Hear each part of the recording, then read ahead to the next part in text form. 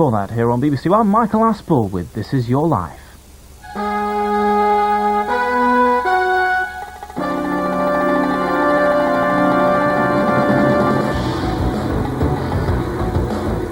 The career of the man I'm after tonight took off 2 decades ago and has gained altitude ever since.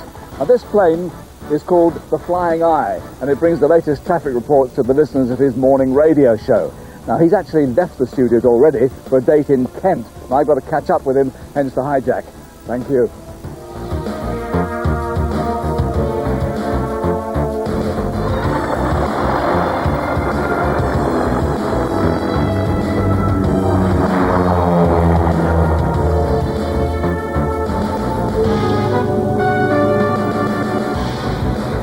In his frantic radio and TV career, he became known to some as Motor Mouth. He's had people in a tiz, and others have said he is definitely OTT. It's even been hinted that he likes the sound of his own voice, but then so do the millions of people who wake up every morning to his breakfast banter. Okay, Biggin Hill, here we come.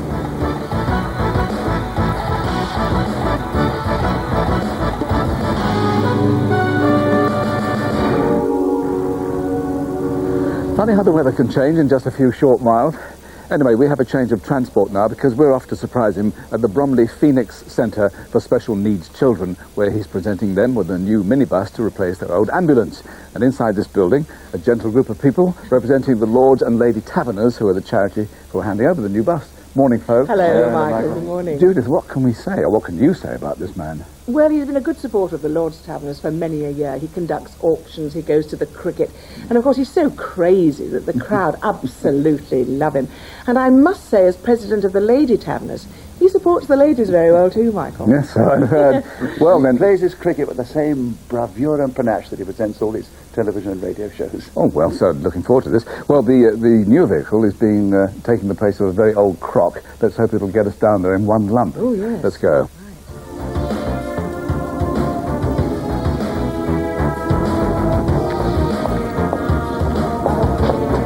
Thank you, yes, and I hope they're not like 297.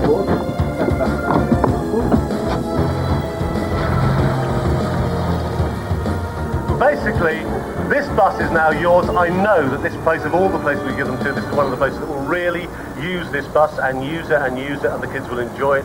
They do a great job, and it gives me enormous pleasure to hand the keys officially over to Daphne from all of us at the Taverners. Thank you very much, Daphne.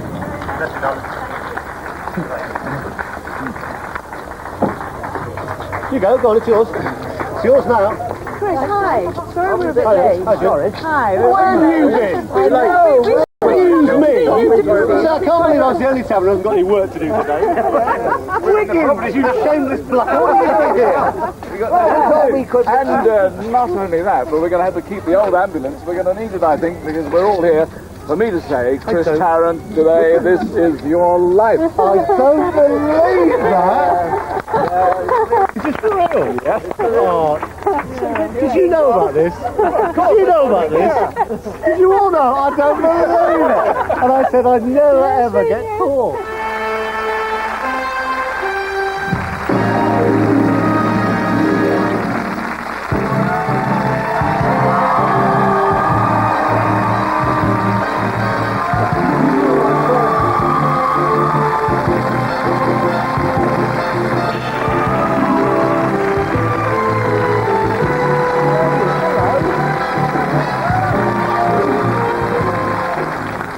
Many deceitful people.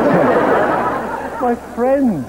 Formally. Well, before things get really nasty, enjoy this warm welcome from friends and family, led by your mum and dad, Joan and Basil Tarrant. And let me acknowledge your backing group, Judith Chalmers, Julian Wilson, Bill Wiggins, John Snow, and Nicholas Parsons. And welcome to your Capital Radio colleagues, Flying Eye, Russ Kane, Paul Burnett, Neil Fox, Howard Hughes, Mick Brown, Richard Allinson, and Alan Freeman. Now at one swoop, we more than double the Tarrant fan club with the rest of your family. Your wife, Ingrid, your stepchildren, Dexter and Thea, your daughters from your first marriage, Helen and Jennifer,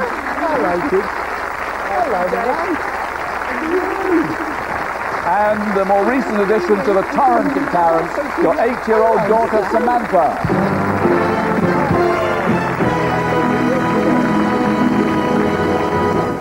Ingrid, there is one Tarrant missing. I know Toby, I'm afraid. He erupted in spots last night and he's got chicken pox. Well, he wasn't going to miss this big night. Speaking to you now from his boudoir, the 5-year-old Toby Tarrant. Hello, Daddy.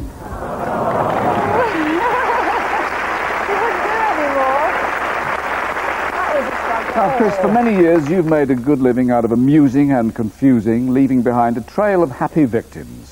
Rabbit, rabbit, rabbit, rabbit, rabbit, rabbit, rabbit, rabbit, rabbit, rabbit, rabbit, rabbit, rabbit, rabbit, rabbit, rabbit. Cause you won't stop talking, why don't you give it a rest? You got more rabbit than Sainsbury's, this time you got it on your chest.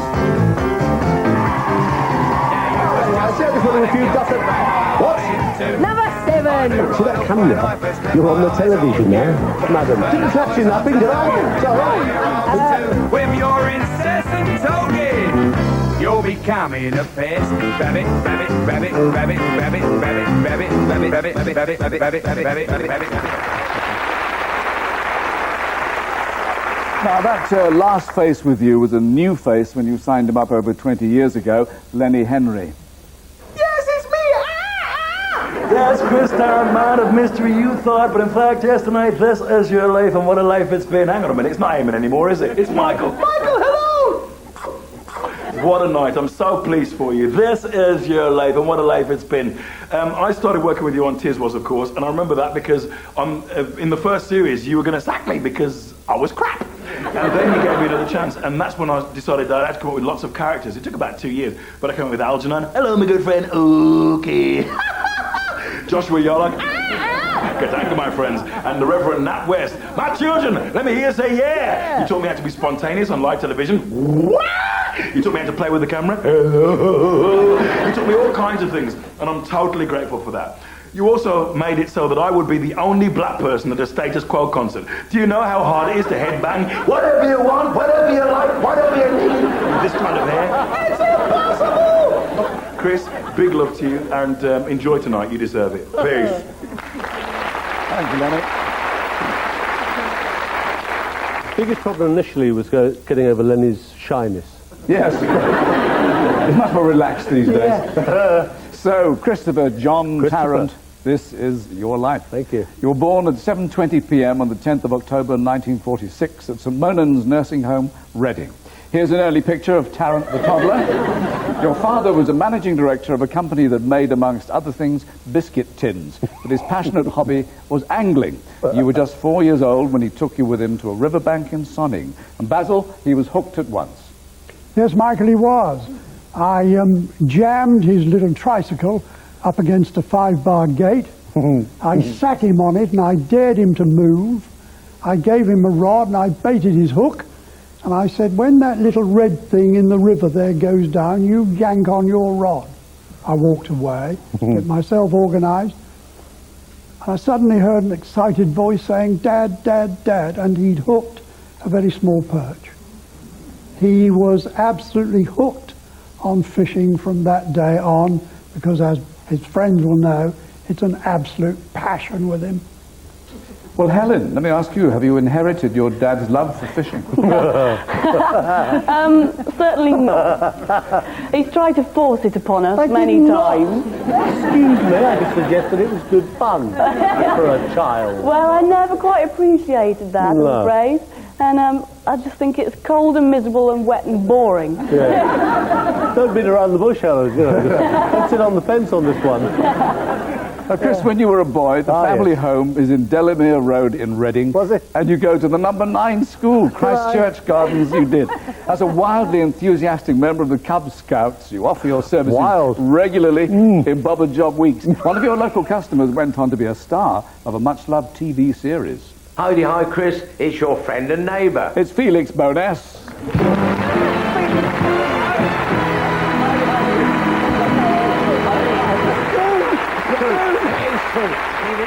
Felix, what was your response to Chris's dib-dibs? Oh, well, I used to ask him to go and put the milk bottles out sometimes. More often than not, I used to give him 2 bob and say, clear off, I'm too busy to talk to you. And I told you not to tell your friends how generous I was. Excellent. Hi, Chris. Hello, Felix. Well, fabulous. At 13, you become a boarder at the King's School in Worcester, where you shine both in the classroom and on the cricket field. You leave with an impressive collection of sports trophies and exam results, 8 O-levels, 3 A-levels, and go on to Birmingham University to study English literature and philosophy. Armed with your degree, you launch yourself into an expectant world. Now, you've said that one of your early jobs was just about the happiest time in your life. What was that? The best one was driving a truck. It was just up there in your cab and go, car drivers, rah! It was good. It was good. How long did you do that for? About a day. No, best day of my life. No, I did it for about 6 months. It was good fun. Yeah, I can imagine. You try your hand at teaching, but when you get a job at the Samuel Pepys Secondary School in New Cross, South London, you need somewhere to live. You're the only teacher I've ever known who lived in a van parked outside the school. She was the history teacher, here to meet up again for the first time in 28 years, Maeve Richard. Maeve!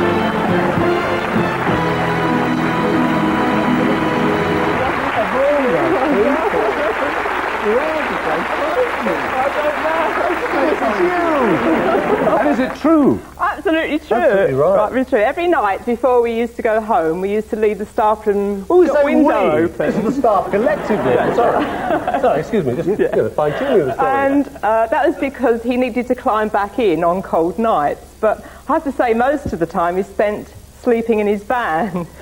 And in the morning, quite late, the boys would tap on the top of your van and say, "Here, Mr. Tarrant, it's time to get up." Morning, sir, actually, they said. Morning, sir, time for lessons was the wording. Quite true, Maeve. Thank you for that. Maeve!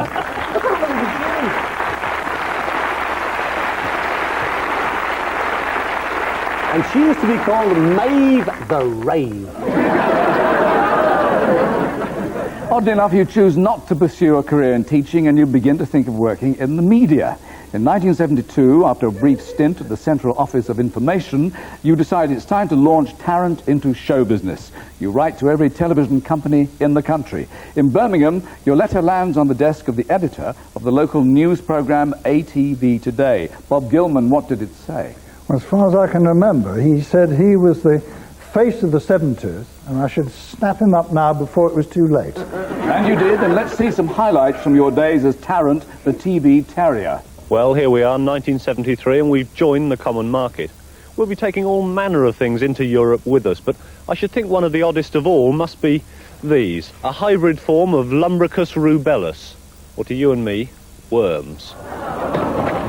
Just how old are you now? I shall be 72 next March.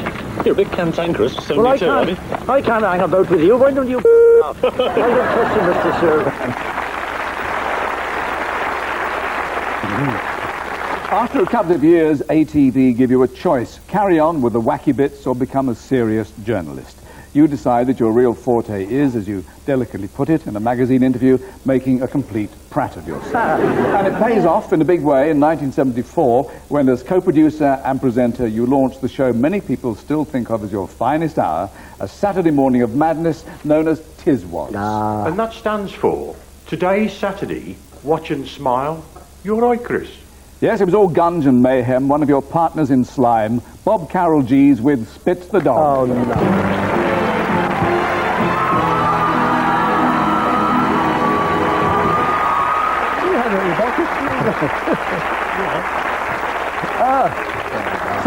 Just like me.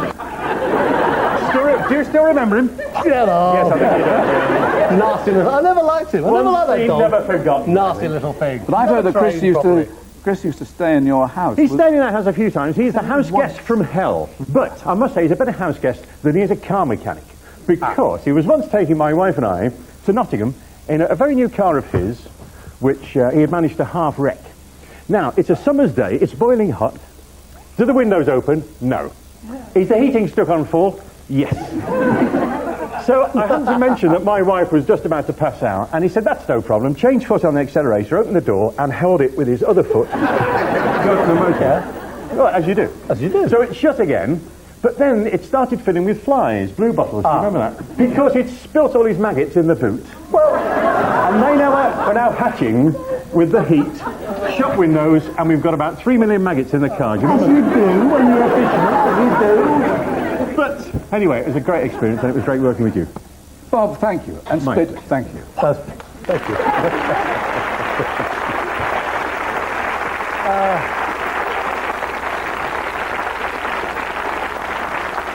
For more than 8 years, Tiswas was required viewing for kids of all ages. Saturday, Saturday is Tiswas Day.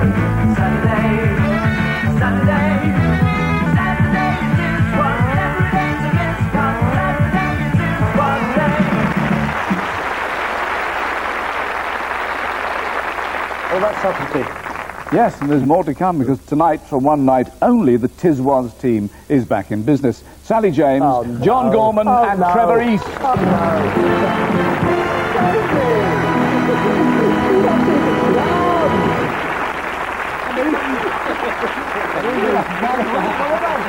Sally, over to you. It was jolly difficult working with this man. I can remember spending hours in makeup, getting on... you had to. Well, I don't know, it's longer now. Sitting there beside you, producing this letter saying, "Dear Tiswas, this is a complaint. Sally James doesn't get gunged enough." And you proceeded to throw over me baked beans, custard, semolina, just about everything you could find in that response to studio. the viewer's request. Oh, yes!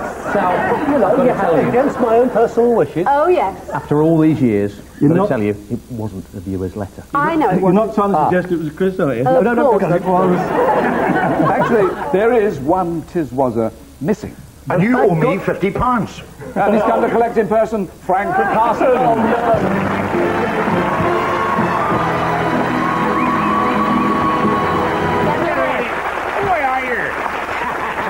Thank you. Hi. Well, what happened is, I flew over and had this beautiful new coat my wife had bought, and he decided, he said, "You're late for the show." I said, "Yes, I'm always late for it, but we don't like people." He got this massive bucket of gunge, and a brand new car. I don't, it's too late. I got the coat cleaned 11 times, and it finished up with green, orange, and red. The gunge, here you are. There's the bill for the cleaning. Good luck. Thank you very much.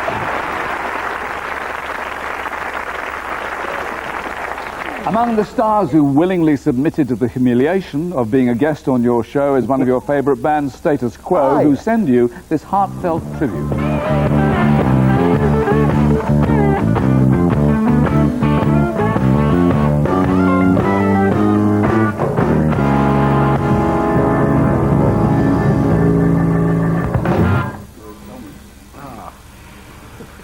Good as ever.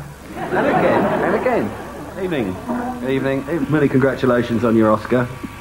Is it? Sorry we can't be with you. Oh, gutted tonight. Have a nice night, Chris. Bye. See you soon.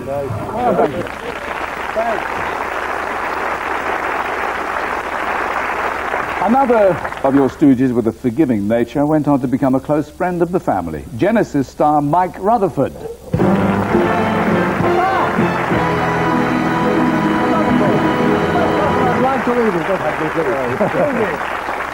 Mike, it was a sticky start.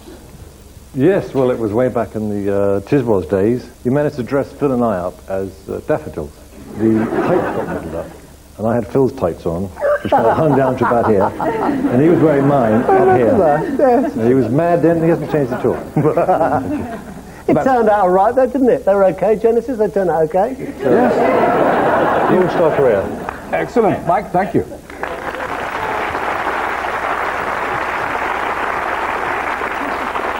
And the Genesis connection continues across the Atlantic. From Florida, Phil Collins. Actually, I don't know why I'm doing this, considering you dressed me up like a flower and threw water all over me all those years ago on Tiswas. Maybe it's because I've forgiven you. Well, I haven't forgiven you, but I'll pretend to.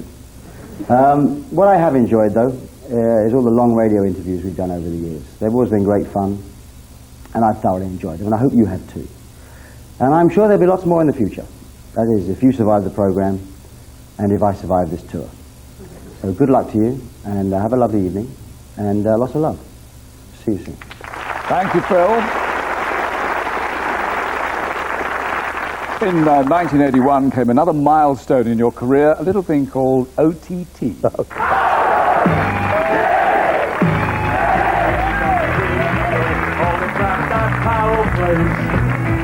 It dropped off? It's no laughing matter either, Doctor. I want my money back, you just a bloody old crook. You know nothing about medicine. You're a cheap quack, you. Calm down, Mr. Lombard. Please stop getting yourself in all of a lather. Listen, put your bottom down on that chair there. I will. OTT was a big success with viewers. It emptied pubs on Saturday nights, but it caused an outcry not just from publicans. Between them, Tiswas and OTT earn you a lasting reputation as the joker in the pack. I've just one word to say to you, Mr. Tarrant. Knickers. Watch out, Beadle's about. No, no.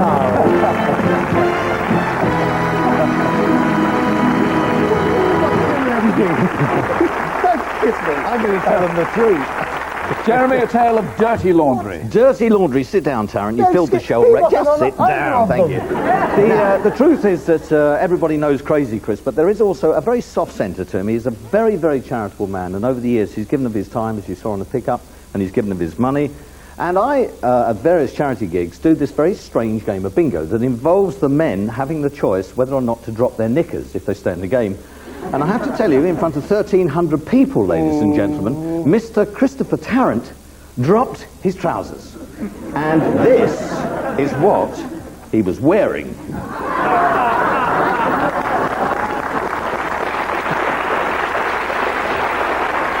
Yes, okay. But I have to say, one good turn deserves another. So Christopher Tarrant, tonight, I'm not one to spread gossip, but yes!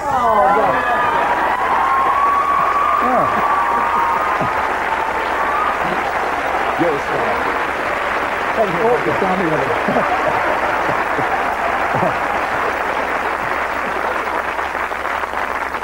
By 1982, by now established as one of television's most inventive performers, you get a call from Greg Dyke, the man appointed to rescue the ailing breakfast station TV-AM. Now, Greg, you saw Chris as a winner. Well, he was a winner. I mean, TV-AM was a disaster. I mean, in 6 weeks, the show was turned from being a ratings flop to being a big success, thanks to two people, really. One was Chris, and the other one was Roland Matt. Well, it was while you were working at TV-AM that you met Ingrid, who was working there as a journalist. There you are, on your wedding day. Okay. So in 1984, Joe Sandilands, boss of London's commercial radio station Capital, offers you a short-term contract. 13 years later, you're still going strong. Your award-winning breakfast show kicks 3 million listeners into life every morning.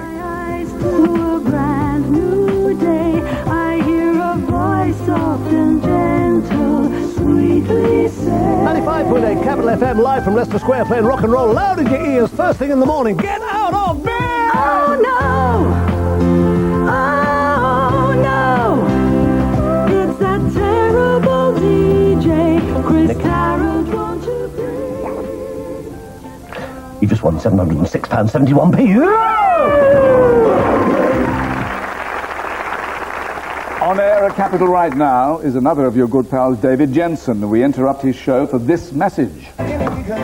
Well, old buddy, I'm sorry I can't be with you on this very special evening, but, you know, someone's got to stay behind and clean up the mess you left behind on the breakfast show today. We finally got rid of all that cigar smoke. I know you've led a very long life, so loads of people still to come and talk about you, your past and present as well. Have a terrific evening and have a great party. See you back here soon. Thank you, David. Alan, what do you think of this upstart? Good God, he's still alive. Well, the truth is, I have never ever liked Christopher John Tarrant. I find Christopher John Tarrant disgusting. Excuse me, and Alan. Shut up. Alan. No, Alan Leslie Freeman. And furthermore, Michael, all right, no, I went into his office one day and I said, "Hello, Chris, how are you?" And he turned around and he said, My God, a voice from the grave. Would you believe it? And then he said, you've been in the business 40 years, and all you've ever said is, all right, right, stay bright, and not off. He said, I don't know, you've done it. However, I would like it placed on record that if the world was full of a few more Christopher John Tarrants, it would be a far happier place. And I count him as one of my friends. So shut up. Thank you. Thank you, Alan Leslie.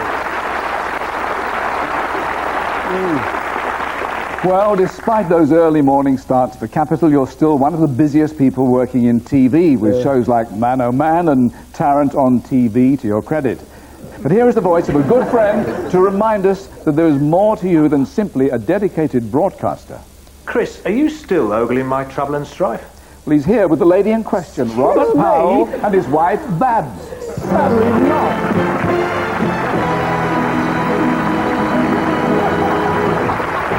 Good Lord!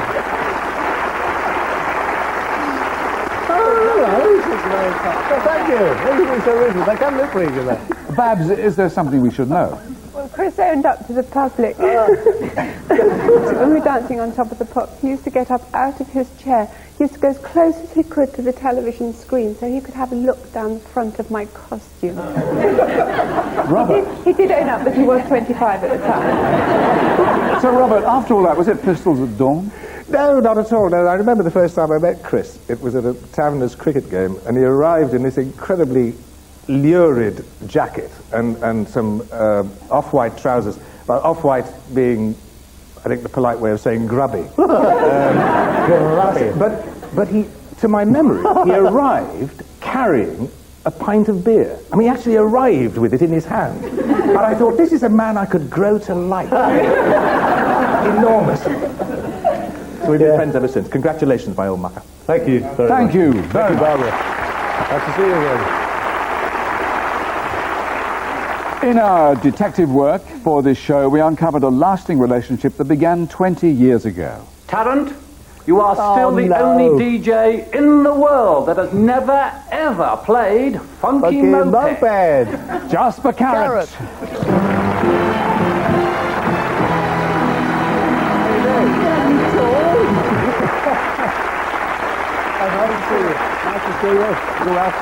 Jasper, how did it all begin? How did it all begin? Why did it all begin? I don't know. What's the point of it? Shut up. I'm sorry. What is the difference between Chris Tarrant and the M1? You can turn off the M1. We met in a Christian Science reading room, and he was studying to become a Buddhist timeshare salesman. And he was having trouble with his mantras. So I tucked them in, and then he sold me this shirt. It was 1977. We met through Trevor East, and Chris said, come and write for Tiswas, which I did, and we had wonderful times. Yeah. Do you remember the Dying Fly? Yeah. This became like it was the first aerobic exercise on television. And we're going to do the Dying Fly. I feel a demonstration. Yes, Jasper, I'm sorry. And you, Chris, thank you. And Michael, please, thank you. Just a moment. Okay, everybody's on. This is what you do. Yes.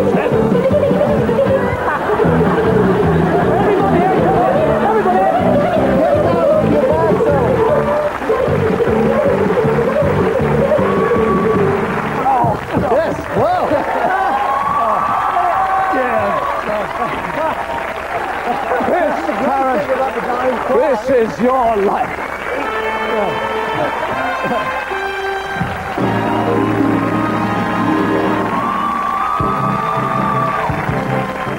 And This Is Your Life returns to BBC One in the autumn.